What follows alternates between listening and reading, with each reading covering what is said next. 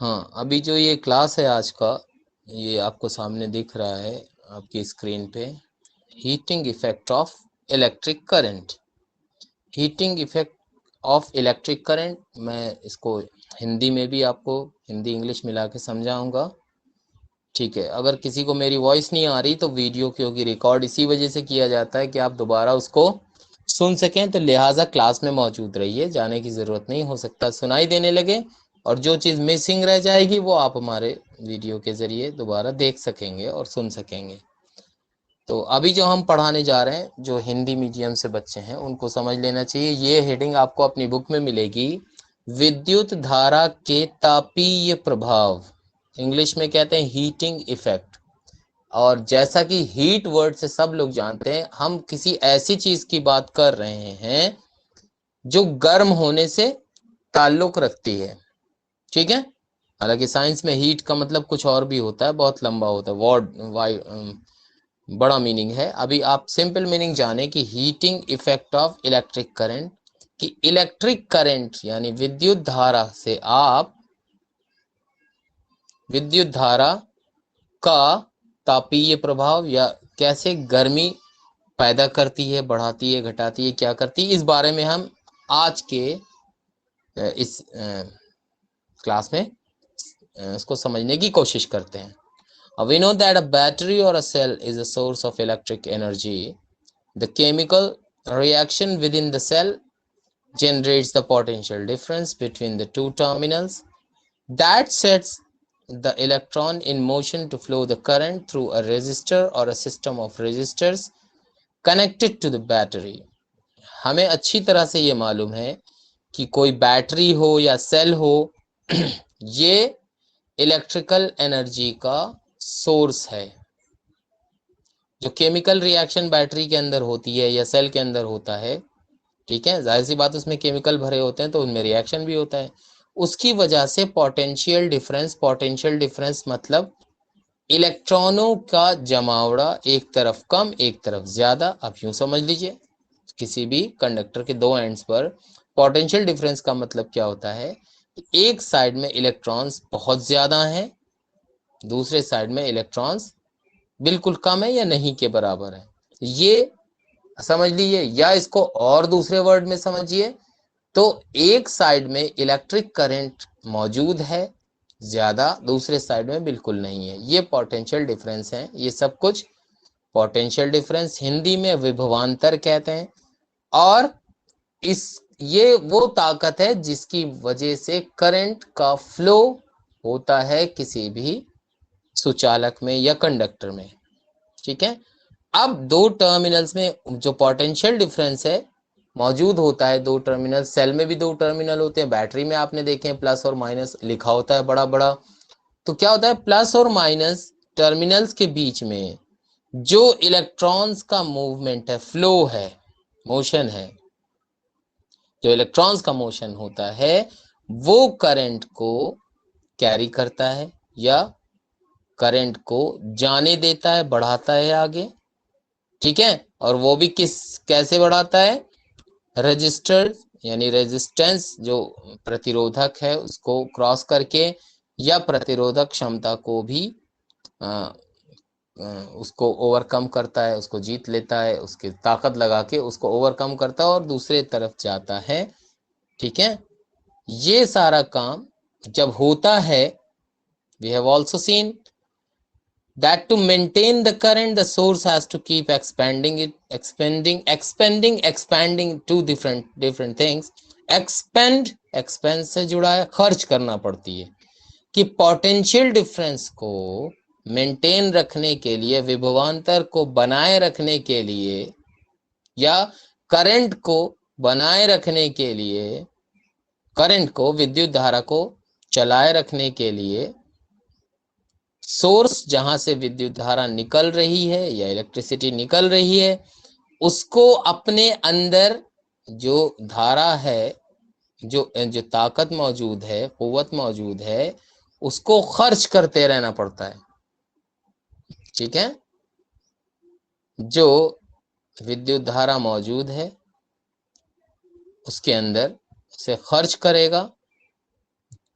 क्या खर्च करेगा, कौन खर्च करेगा, ये सब चीजें समझिए। किसी चालक के अंदर विद्युत धारा को, अब जब तक वो अपने अंदर की एनर्जी को खर्च नहीं करेगा, विद्युत धारा नहीं चलेगी, चलती नहीं रहेगी।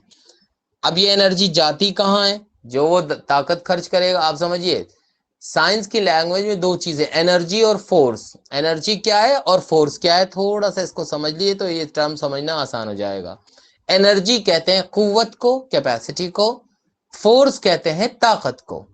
ताकत का इस्तेमाल, आप बजाहिर आपके अंदर कुव्वत होगी तभी ताकत का इस्तेमाल कर पाएंगे। तो कुव्वत, कैपेसिटी। तो अगर विद्युत धारा या करंट को किसी तार के जरिए या किसी एक जगह से दूसरी जगह ले जाना है, बनाए रखना है तो फिर हमें एनर्जी को खर्च करना पड़ता है। ठीक है, ये एनर्जी कहाँ जाती है, इसका कुछ हिस्सा तो करंट को मेंटेन रखने में, कि करंट एक सिरे से दूसरे सिरे तक जाता रहे, उसमें खर्च हो जाता है। ये यूजफुल वर्क है। ठीक है, जैसे कि पंखे में जो हम करंट दे रहे हैं, तो कुछ हिस्सा करंट का क्या कर रहा है, जो पंखे के ब्लेड्स हैं, पर हैं, उनको चला रहा है। बाकी जो सोर्स एनर्जी है, जो उसको मतलब उसके अंदर कुव्वत है, कैपेसिटी है, ठीक है, वो खर्च हो रही है in heat to raise the temperature of gadget. ये किसमें खर्च हो रही है, कि जो भी हम चीज इस्तेमाल कर रहे हैं, जो भी यंत्र इस्तेमाल कर रहे हैं, जो भी गैजेट तो बहुत कॉमन चीज है आजकल समझने वाली, जो भी मशीन हम चला रहे हैं उसे इस्तेमाल कर रहे हैं, उसका टेम्परेचर बढ़ाने में कुछ एनर्जी, ज्यादातर एनर्जी इसमें खर्च हो जाती है, गर्म करने में। We often observe this in everyday life, ये तो हमें अक्सर जिंदगी में दिखाई देता है। फॉर एग्जाम्पल, एन इलेक्ट्रिक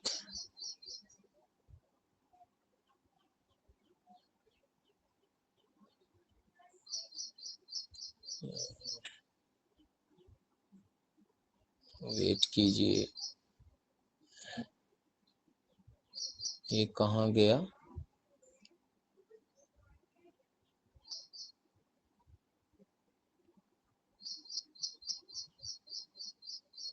ये यहीं पे मौजूद है अभी।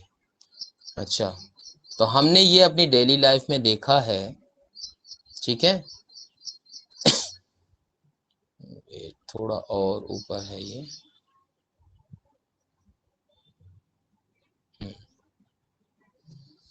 हाँ, हमने अपनी रोजाना रोजमर्रा की जिंदगी में देखा है कि चीजें किस तरह से गर्म हो जाती हैं, किस तरह से। फॉर एग्जांपल, इलेक्ट्रिक फैन जो है वो धीरे धीरे, आपका जो घर में, कमरे में जो पंखा चल रहा है वो धीरे धीरे गर्म होना शुरू हो जाता है, अगर लॉन्ग आवर्स के लिए काफी देर इस्तेमाल करें।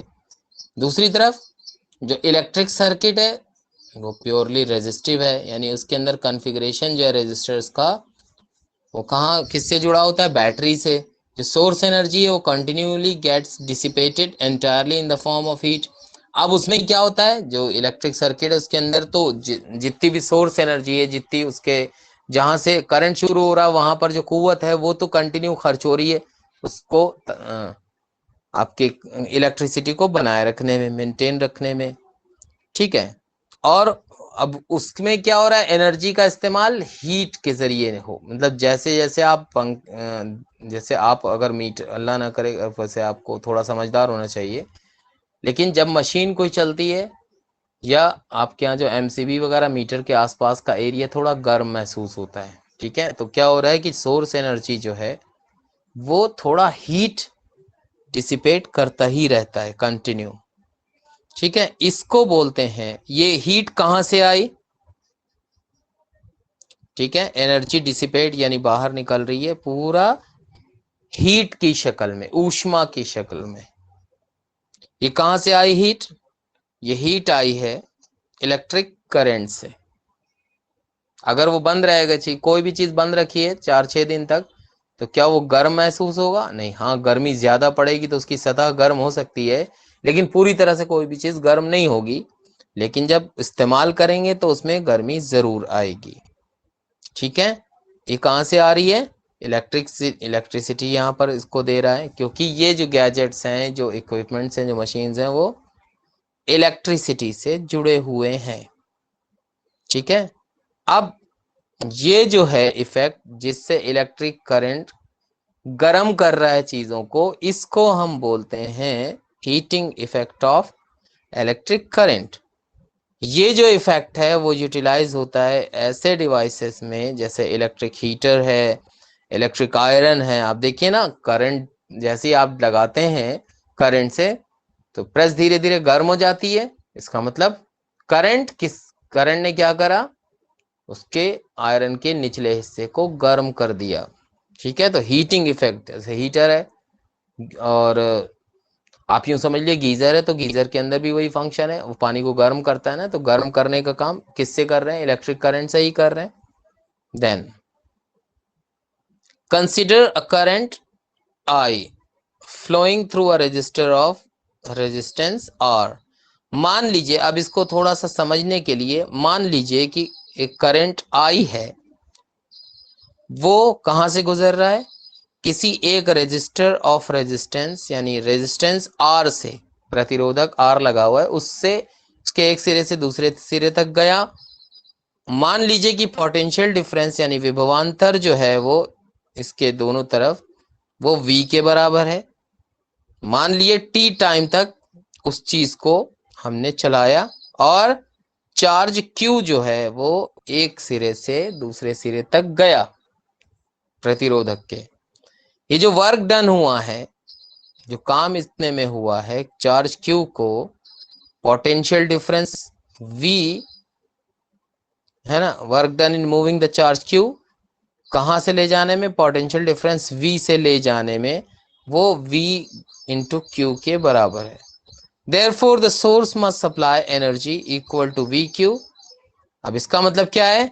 जो भी सोर्स है इलेक्ट्रिसिटी का, उसको एनर्जी कितनी देनी पड़ेगी? VQ एनर्जी देनी पड़ेगी T टाइम में, T सेकेंड में उसको V इंटू Q एनर्जी देनी पड़ेगी। Hence the power input, circuit का पावर इनपुट कहलाएगा P equals to VQ upon T, और Q अपॉन T बराबर होता है I के।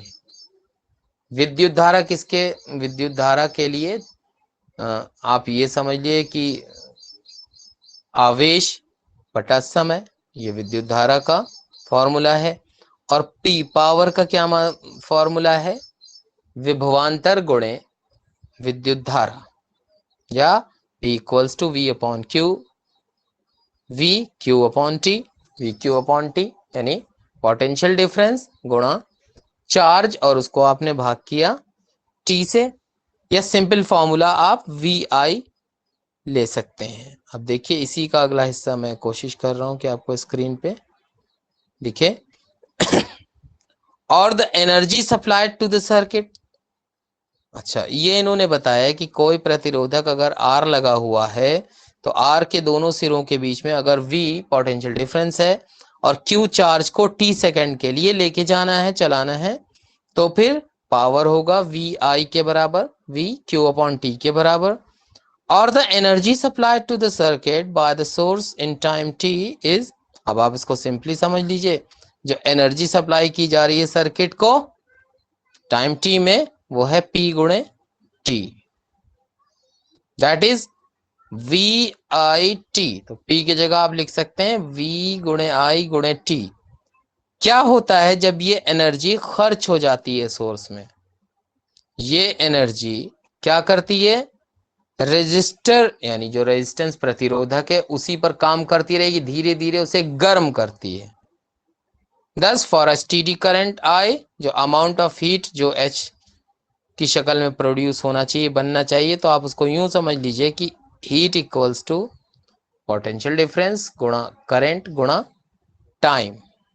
ठीक है, एक टर्म ये हमने समझा। अब हम इसका अगला हिस्सा स्टार्ट करते हैं।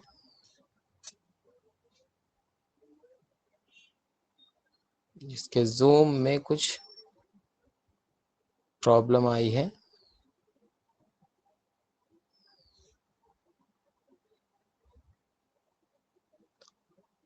अब ओम्स लॉ यहां पर अप्लाई करेंगे।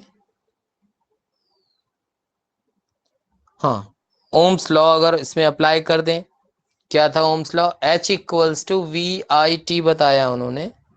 जैसे तो V गुणे I जो होता है वो, देखिए VIT बताया, तो अब VIT, तो V गुणे T बराबर है यहां पर I के। ठीक है,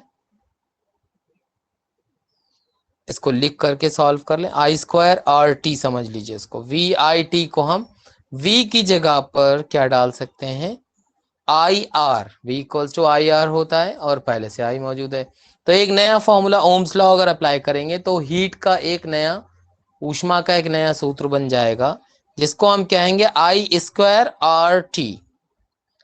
यानी किसी सवाल में कोई आपको न्यूमेरिकल मिलता है तो उसके अंदर सिर्फ करंट दिया है, रेजिस्टेंस दिया है, टाइम दिया है। आपको ये पूछा गया कि कितनी हीट प्रोड्यूस होगी। मान लिए करंट 5 एम्पियर दिया हुआ है, रेजिस्टेंस 220, रेजिस्टेंस आप समझ लिए अपने हिसाब से कोई भी दिया जा सकता है, और टाइम पर सेकेंड में दिया है। तो आप तीनों को यानी I² कीजिए और R गुणे T कीजिए, आपको ये पता चल जाएगा कितनी हीट उसमें से निकल रही है। और इसको, ये जो आपका H इक्वल्स टू I²RT है, इसको जूल्स लॉ ऑफ हीटिंग कहते हैं। This law implies that the heat, this law implies that heat produced in a resistor is, हाँ, इस लॉ से क्या क्या चीजें आपको समझ में आ रही? देखिए, हीट इक्वल्स टू I²RT, तो हीट डायरेक्टली प्रोपोर्शनल है।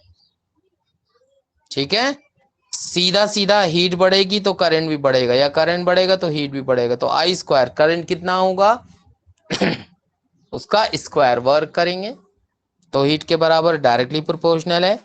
और डायरेक्टली प्रोपोर्शनल वो उसके भी है रेजिस्टेंस, रेजिस्टेंस का मतलब हो गया आपका प्रतिरोध। और हीट टाइम के भी, यानी कोई ये बता रहे, तीन चीजें बता रही हैं कि गर्म, कोई भी चीज गर्म होने के लिए तीन इंपॉर्टेंट रास्ते हैं। करंट का स्क्वायर, करंट जितना भी है उसको स्क्वायर कर दिए, उतनी हीट बनेगी। रेजिस्टेंस का यानी प्रतिरोध जितना है उतना ही ज्यादा हीट बनेगी, जितना प्रतिरोध ज्यादा होगा उतना ही हीट भी ज्यादा होगा। तीसरा, जितना ज्यादा टाइम के लिए चलाएंगे वो उतना ही गर्म होगा। तो I²RT directly proportional to the time for which the current flows through the resistors in practical situations। जब इलेक्ट्रिक अप्लायंस कनेक्ट करते हैं वोल्टेज सोर्स से, जैसा कि इक्वेशन 12.21 में आगे बताया जाएगा, इधर बताया गया, sorry, H equals to I²RT में is used after calculating the current through it using the relation I equals to V upon R से आप पहले I निकाल लीजिए V अपॉन R से, उसके बाद बाकी चीजें I²RT कर लीजिए। प्रैक्टिकली ये बताया गया कि किस तरह इस तरह के सम्स आप सॉल्व कर सकते हैं। ठीक है, अब ये देखिए सामने एक सर्किट बना, एक एग्जाम्पल है, वो समझ लें हम तो बेहतर होगा। An electric iron consumes energy at a rate of 840 what जब हीट करते हैं मैक्सिमम रेट पे, और 360 वॉट जब हीट करते हैं मिनिमम पे। तो वोल्टेज जो है 220 वोल्ट आ रहा है। What are the current and the resistance in each case? बहुत आसान है, P इक्वल्स टू VI आप इस्तेमाल कर लें। V कितना है? 220। करंट आपका कितना, वो आपको पता करना पड़ेगा। अब ये देखिए सवाल थोड़ा चेंज होता है। I equals to P upon V, तो पावर कितना है? 860, 840 वोल्ट वॉट, उसको 220 से भाग कीजिए तो 3.82 एम्पियर करंट आया उसका। अब रेजिस्टेंस निकालना है तो देखिए R equals to V upon I कर दिया। V कितना है? 220। I कितना आया? 3.82, उनको भाग करिए तो आपका रेजिस्टेंस यानी प्रतिरोध निकल आएगा 57.60 जो निकला है। One heating is at the minimum rate, और जब कम से कम हीटिंग हो रही है तो I इक्वल्स टू 360 वॉट, फिर 220 से उसको भाग करिए 1.64। और जो रेजिस्टेंस है इलेक्ट्रिक आयरन का R equals to V upon I, वो 220 वोल्ट अपॉन 1.64, और आपका ठीक है, 134.15 ओम प्रतिरोध इसमें मौजूद है। एक और उदाहरण दिया हुआ है नीचे, मैं कोशिश कर रहा हूं वो भी आपके सामने आ जाए। क्वेश्चन पूछा है 100 joule of heat is each second in 4 ohm resistance, find the potential difference across the resistor। 100 joule heat produce हो रही है हर सेकेंड, यानी टाइम 1 सेकेंड है। आपका रेजिस्टेंस R वो 4 ओम दिया है और हीट कितनी, H कितनी दिया हुआ है 100 जूल। ठीक है, पता करना है कि V कितना है, पोटेंशियल डिफरेंस को V से शो करते हैं रेजिस्टर के दोनों तरफ। तो क्वेश्चन में आपको H equals to 100 J, R equals to 4 ohm, T equals to 1 second और V पता करना है। इक्वेशन 12.2 अगर आप ले लें 12.21 यानी I equals to H upon R T, यानी H equals to I square R T था, तब आप उसको सॉल्व करेंगे तो क्या आ जाएगा, square root of H upon R T. H कितना है 100 joule upon 4 ohm into 1 second, तो 5 एम्पियर करंट वहां से जा रहा है और V equals to I R होता है, तो 5 एम्पियर करंट और रेजिस्टेंस कितना है 4, तो 5 इंटू 4 V आपका आ जाएगा, देखिए 20 V। ठीक है, इसको अभी क्लास में और अच्छे से समझाया जाएगा। आइए कुछ सवालात हैं उनके बारे में देख लें, क्या सवाल पूछे गए हैं, या इसको नेक्स्ट टाइम करेंगे हम। ठीक है,